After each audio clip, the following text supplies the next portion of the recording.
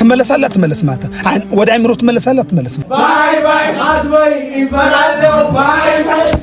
እኔ ሜሪና ዳኒ ከሩታ ጋር ሲሆኑ አምርሬ የምጠላበት ትልቁ ምክንያት ነው ትላንትና የተፈጠረው ማለት ነው። ምክንያቱም እቺ ልጅ እየጎተቱ ወስደው የሚጥሏት ቦታ ራሷን የሚያዋርድና ክብሯን የማይመጥን ክብሯን የሚያስነካት ቦታ ላይ ነው ወስደው የሚጥሏት ማለት ነው። ከዛ ውጪ ትልቁ መልእክቴ ለአብርሃም ነው። አብርሃም ይኸውልህ እያንዳንዱን ነገር ስታደርግ እቺ ልጅ ላይ ማለት ነው ምንም ልታጠፋ ትችላለች፣ ስሜታዊ ልትሆን ትችላለች። የልጇን አባት ሌላ ሴት ስታገባ ማየት ለዚች ልጅ ምን አይነት ፔን እንዳለው መረዳት መቻል አለብህ። ምንም ነገር ልትባባሉ ትችላላችሁ፣ ግን ማሰብ ያለበት ትልቁ ነገር ምንድነው? እቺ ልጅ የልዑሌ እናት ናት፣ የበኩር ልጅ የመጀመሪያ ልጅ እናት ናት። እንደሚባለውም ከሆነ ደግሞ አሁንም ድጋሚ ሌላ ልጅ አርግዛለች ነው እየተባለ ያለው። ፍጹም እኔም አልተቀበልኩትም፣ አንተም የተቀበልከው አይመስለኝም። ግን ደግሞ ማሰብ ያለብህ ነገር ምንድነው? አዎ ስሜታዊ ሆና ልትመጣ ትችላለች። አዎ ነገሮችን ልታበላሽብህ ትችላለች። ግን ደግሞ መጨረሻ ላይ ስታስወጣት ወይም እነሱን ስለማስወጣት የተጠቀማችሁበት መንገድ ፍጹም ስህተት እንደሆነ ነው እኔ የማስበው ማለት ነው። እሷን ጓደኞችህ በዚህ ልክ መናገር አለባቸው ብዬ አላስብም። በቃ ዳኒና ሜሪ ናቸው እንደዚህ አይነት ነገሮችን እንድታደርግና ልጅቷን እንደዚህ እንድትሆን እያደረጓት ያሉት። ያንን ነገር ተረድተህ ሩታን ክብሯን የሚነካ ነገር መናገር የለብህም። ምክንያቱም በቃ እንዳልኩ ነው፣ እቺ ልጅ ስሜቷ ተጎድቷል። የልጅነት ባሏን ሌላ ሴት መታ ቀለበት ስታደርግ ማየት ለማንም የሚያሳምም ነገር ነው፣ ለማንም ማለት ነው። አይደለም እንደዚህ ባዶ እጃቸውን ድንጋይና ከላሽ ራሱ ይዛ ብትመጣ ኢትዝ ኖርማል የሆነ ነገር ነው።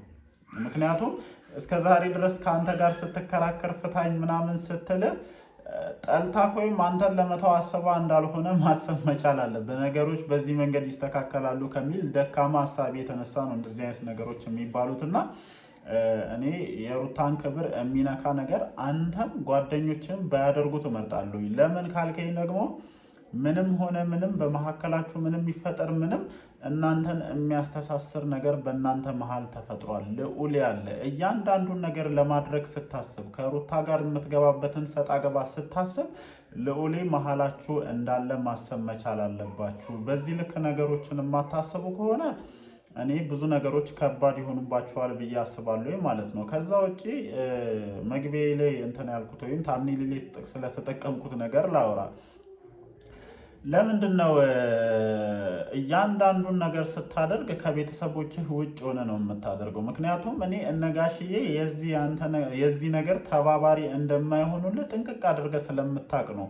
ከዚህ በፊት ለነቡዝዬ ጭምር ማስጠንቀቂያ እየሰጡ ነበረ። እንደዚህ አይነት ነገር አታድርጉ፣ ተው፣ እረፉ፣ ልጁን ወደማይሆን መንገድ አትምሩት፣ አትገፋፊው እያለ ለቡዝዬ ጋሽዬ በተደጋጋሚ እንትን ሲል ነበረ። ግን እሷም ይህን ነገር ልትቀበል አልቻለችም። እልህ ስለተያያዘች ሩታን የጎዳች መስሏት ነው አሁን የሚታያት ማለት ነው። እኔ የተረዳች አይመስለኝም። አይሚን አላቅም። እናንተ የምትፋቀሩ ከሆነ ብያለሁኝ፣ የዛን ቀንም ማለት ነው የቀለበቱ የመጀመሪያ ቪዲዮ ቀንም ብያለሁኝ። እናንተን ወደ ተሻለ መንገድ የሚወስዳችሁ ከሆነ የምር የሚያፋቀራችሁ ነገር ከሆነ የምርም ተረጋግተህ ከኤርሜላ ጋር መኖር የምትችል አይነት ሰው ከሆንክ ያደርግልህ ብያለሁ። ግን ደግሞ ይሄ ነገር ዝም ብዬ ሳስብ በእልህ እየተደረገ ነው። አንደኛ ቡዝዬ አንተን የገፋችበት ወይም እንደዚህ አይነት ነገር እንድታደርግ ጃስ ያለችበት ትልቁ ምክንያት ምንድነው? እልህ ነው። ከሩታ ጋር እልህ ስለተጋባች ማለት ነው።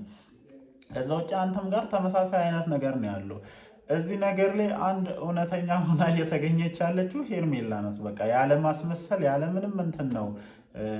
አብረው የሚያጫፍሩ ሰዎች ራሱ በጣም እያስመሰሉ ነው። በቃ ከሩታ ጋር ሰጣ ገባ ውስጥ ስለገቡና አንተ ጓደኛቸው ስለሆንክ አንተ ስለምትጠቅማቸው አንተ ቪዲዮ ስለምታሰራቸው ነው ከጀርባ ሆነው እያጨበጨቡልህ ያሉት። ወይም የምታደርገው ነገር ልክ ነው ብሎ ስላመኑበት አይደለም ያንን ነገር እያደረጉ ያሉትና በእንደዚህ አይነት መንገድ የተካሄደበት ነገር ደግሞ እኔ በየትኛውም አይነት እንትን መጨረሻው ጥሩ ይሆናል ብዬ ላስበውም ልቀበለውም አልችልም።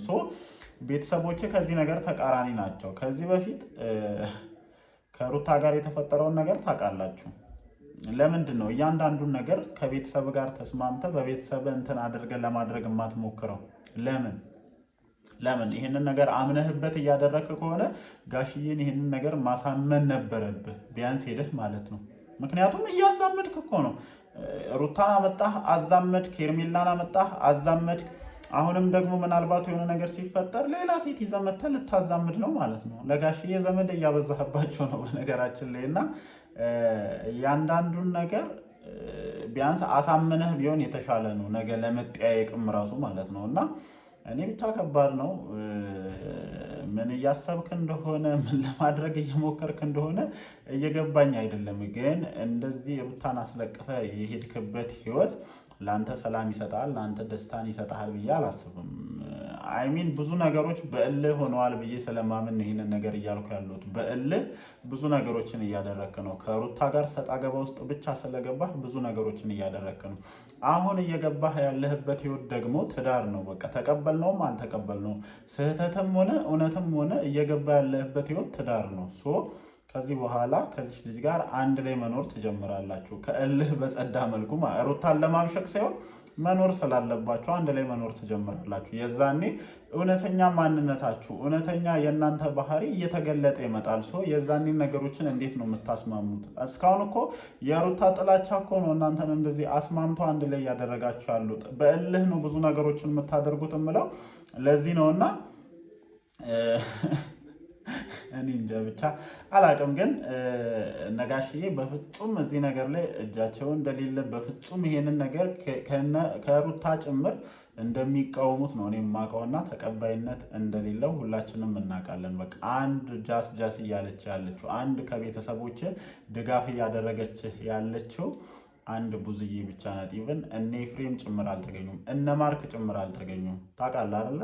እውነተኛ ጓደኞች ስለሆኑ ነው። እነዚህ ግን በዙሪያ የከበቡ ሰዎች በሙሉ ሆይ ሆይ እያሉ ከአንተ ጋር ቪዲዮ ስለሚሰሩ አብረው ስለሚቀረጹ አብረው ስለሚያጫፍሩ ምናምን እንጂ ሪል የሆኑ ፍሬንዶችህማ እዚህ ነገር ላይ አልተገኙም። ለምሳሌ የምርህን እንደዚህ አይነት ነገር ከልብህ ቢሆን እያደረክ ያለው እነ ማርክ እነ ኤፍሬም ሌሎችም አሉ እኮ የምናውቃቸው የበፊት ፍሬንዶች እዚህ ነገር ላይ ይገኛሉ። ስራ ነው አይደል ያለያያችሁ ከነሱ ጋር። እንደዚህ አይነት አጋጣሚ ሲመጣ እኔ ለምሳሌ ቀለበት የማደርግበት ጊዜ ላይ የትኛውንም ፍሬንዴን ልጠራ እችላለሁ። ተለያይተናል እኮ አንድ ሀገር ሁላ አብረን ላንሆን እንችላለን፣ ግን ደግሞ ተገኝቶ የደስታዬ ተካፋይ መሆን ይችላል።